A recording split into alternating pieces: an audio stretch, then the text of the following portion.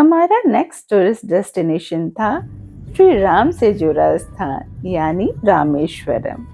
मदुरई पहुंचने के बाद वहां मीनाक्षी टेम्पल हमने घूमा और उसके बाद हम निकल पड़े रामेश्वरम की ओर, जो मदुरई से 174 किलोमीटर पे है। रास्ते में हमने एक रेस्टोरेंट में ब्रेकफास्ट किया। वहां पे रेस्टोरेंट के बाहर इतनी खूबसूरत ये अल्पना बनाई हुई थी, मन खुश हो गया देख के। अंदर जाने पे तरह तरह के पूड़ी मसाले और बहुत ही सात्विक भोजन। रामेश्वरम पंबन आइलैंड पे सिचुएटेड है, जो मेन लैंड से पंबन ब्रिज से कनेक्टेड है। मंडपम से रामेश्वरम को कनेक्ट करने के लिए जो ब्रिज बनाया गया था, पंबन ब्रिज, ये 1914 में ब्रिटिश इंडियन रेलवेज ने बनाया था। यहाँ पहुंचने के बाद जो सीन था, पूछिए ही मत। ये ब्रिज लगभग 2.3 किलोमीटर का है।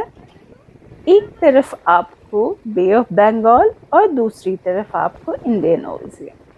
एक तरफ लहरें इतनी तेज, हवाएं इतनी तेज कि पूछिए मत, खड़ा रहना भी मुश्किल हो जाता है। कपड़े संभाले नहीं संभलते हैं। हाथ में पकड़ी हुई चीज लगती है कि उड़ के बाहर चली जाएगी ब्रिज के। और दूसरी तरफ एकदम शांत सा। ये कॉम्बिनेशन बस ब्रिज के एक तरफ और दूसरी तरफ का था। बहुत ही अच्छा एक्सपीरियंस लगा मुझे। वहीं पे एक भैया मिल गए जो जबरदस्ती मुझे मैंगो खिलाने के पीछे पड़े हुए थे। तो मैंने मैंगो लिया, कच्चा मैंगो। लेकिन मेरी एडवाइस है कि कभी अगर आप जाए और वहां ये आपको कच्चा मैंगो खिलाने वाले भैया मिल जाए तो बिल्कुल मत लीजिएगा, बहुत ही खट्टे थे।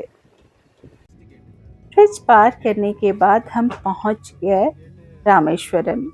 सिटी बहुत बड़ी नहीं है। रास्ते में बहुत अलग अलग कम्युनिटी के लोग अपने अपने रिचुअल्स को करते, एंजॉय करते हुए दिख रहे थे। होटल्स भी अवेलेबल हैं। वहां पहुंच के पहले लोग स्नान करते हैं, उसके बाद दर्शन के लिए जाते हैं। हमने स्नान नहीं किया, सिर्फ पानी के छींटे मार लिए। यहाँ पे रामनाथ स्वामी का मंदिर है, जहाँ पे 22 पवित्र कुंड और एक बहुत ही खूबसूरत सा कॉरिडोर है। रामनाथ स्वामी मंदिर भगवान शंकर को समर्पित है। ये भारत के 12 ज्योतिर्लिंग मंदिरों में से एक है। वहां पहुंचने के बाद मंदिर के अंदर हम गए, 100 रुपीज का टिकट लिया। मोबाइल आपको यहाँ अंदर अलाउड होता है। ये देखिए कॉरिडोर इतने खूबसूरत कि पूछिए ही मत। वहीं पे अंदर में एक हाथी भी था, जो बच्चों के लिए बहुत ही आकर्षण का केंद्र बना हुआ था। वहां से हमने दर्शन के बाद प्रसाद लिया और खूबसूरती में खो गए कॉरिडोर के। मंदिर में आपको अलग अलग टिकट्स होते हैं, अलग अलग दर्शन के लिए। आपको 22 कुंड का अगर स्नान करना है उसके लिए भी अलग टिकट है। अगर आपको किसी खास पूजा को करवाना है उसके लिए भी आपको अलग टिकट अवेलेबल होते हैं। मंदिर में दर्शन करने के बाद हम आगे बढ़े तो हमें रास्ते में मिला विभीषण जी का मंदिर, जहाँ पे कहते हैं कि भगवान राम ने विभीषण जी का राज्याभिषेक किया था।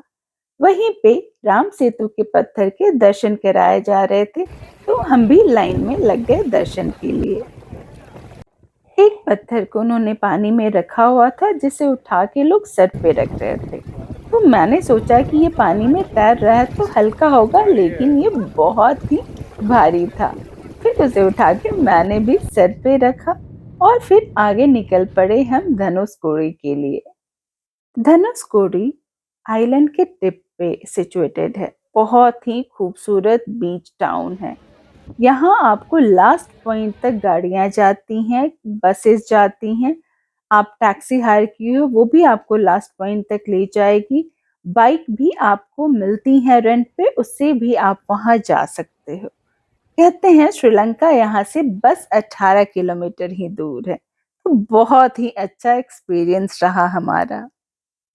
रास्ते में ही अब्दुल कलाम जी का हाउस था, जिसे म्यूजियम में कन्वर्ट करा दिया गया था। उसके बाद हम गए मदुरई वापस। मदुरई से हमारी ट्रिप लास्ट होनी थी। जब भी आप ट्रिप के लिए निकलते हो तो बहुत ही एक्साइटेड होते हो। बहुत सारे प्लान्स होते हैं, कुछ पूरे, कुछ नहीं होते हैं। लेकिन ट्रिप की जो यादें रहती हैं वो बहुत मेमोरेबल होती हैं। तो हमारी जो जर्नी थी वो अब खत्म होने वाली थी। बहुत सारी यादों को समेटे हुए हम वापस जा रहे थे। उम्मीद करती हूँ कि मेरी इस जर्नी में जो चीज़ें मैंने आपसे शेयर की हैं आपको अच्छी लगी होंगी। तो जर्नी से वापस अपने घर आई, सुकून मिला। Thanks for watching.